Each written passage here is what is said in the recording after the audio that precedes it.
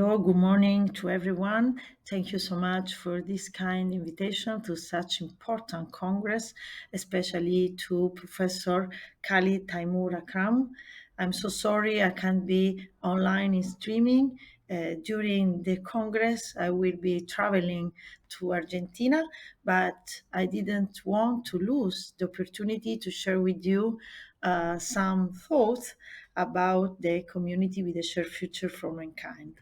So today I will talk about building a community with a shared future for mankind and its convergence with Latin American international relations, especially under a theoretical perspective. Okay, please, for every need or question or observation, do not hesitate to write me to this email. Some premise. We are witnessing a decline of Western theories with a corresponding rise of non-Western theories, as Professor Ren Xiao told us. We need a detachment also from a positivist scientific method toward a methodological pluralism, especially in the field of social sciences, where the human being is the object of investigation, not only the subject, and the sciences cannot interpret it. Like Professor Qin says, we need an integrated humanist spirit in the social sciences. So we also need a language change, especially in under a semantic and a semiotic aspect. And also, we need a new approach in which multidimensionality and multidisciplinarity are present. So this is why I put in contact Chinese and Latin American international relation theories. Furthermore, we also need new paradigms against the so-called mainstream. So the main definition under the Chinese perspective and experience in international relations, I consider it is community with a shared future for mankind. And I also interpreted it under a Chinese perspective, so using at least three methodological categories that are connected with the three main school of international relations in China. That's why I interpreted the definition of community with a shared future for mankind with the key expressions of relationality, human authority, and symbiosis. So with this explanation, the community refers to the set of states, small and large, that peacefully coexist among themselves, relationality, throughout common values inspired by leading countries as responsible for international order. This is the human authority perspective, respecting and helping each other. This is the school of symbiosis in Shanghai. So the idea of linking autonomy with solidarity between Latin American countries, according to a strategic perspective, is in line with the Chinese description of symbiosis and human authority, as well as relationality. So the school of the theory of autonomy in Latin America is very comparable with the idea of building a community with a shared future for mankind.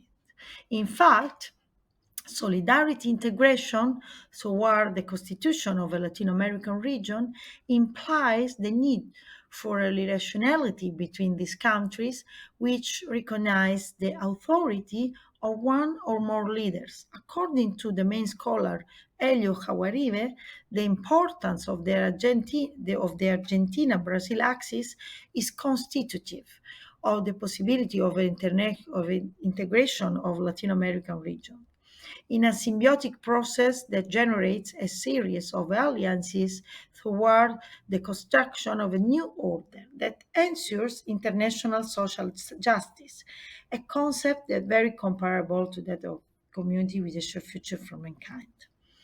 So, uh, which are the keys to strengthen this community with a shared future between China and Latin America? Of course, a South-South cooperation approach, especially in the many human rights topics such as poverty alleviation, sustainable development, digitalization, with a long-term approach that very useful, very often Latin America, unfortunately, can't have. With a national and subnational cooperation, according to a deconstruction and reconstruction of the main human rights concept, like development, people-centered approach, with new meanings in line with South experience and civilizations, also building an alternative and evolutionary approach to the cooperation, like, for example, with Latin America, the CELAC China Dialogues Forum. Last week, for example, I was participate in the fourth CELAC China Forum on Poverty and Development. And also, we have to create our Latin American characteristics as well as white papers, like good practice to adopt to have a more intensive dialogue with China under a regional perspective. So, some convergence. Both China and Latin America belong to a global south that is merging with new voice in contemporary international relations. In a science in which until now only the vulgar Western knowledge, in particular the Anglo American theories, like Professor Wang Yiwei says, have acted as absolute reference, it is necessary to examine new perspective capable of revolutionizing the old post-Westphalian order towards a deconstruction and regeneration of new cosmological vision toward the future, like a new Southern axiology, like Professor Boaventura do Sousa says. So, some final remarks.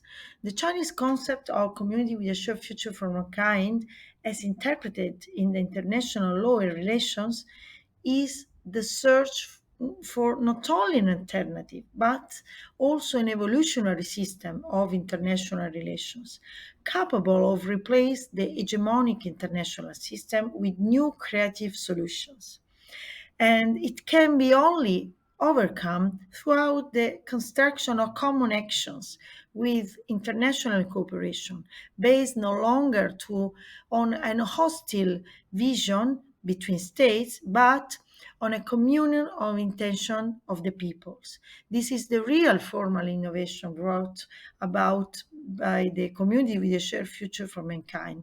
And that is why it means a democratization in international relations, according to a common shared values and practice.